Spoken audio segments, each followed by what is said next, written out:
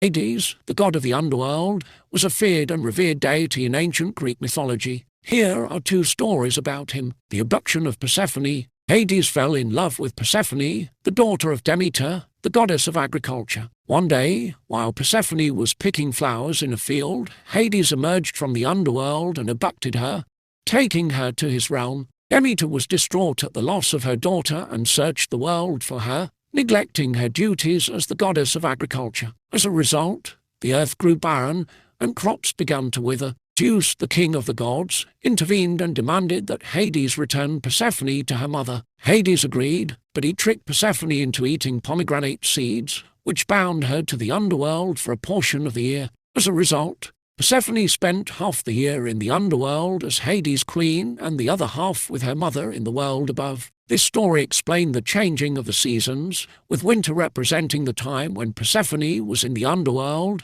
and spring representing her return to the world above. Orpheus and Eurydice.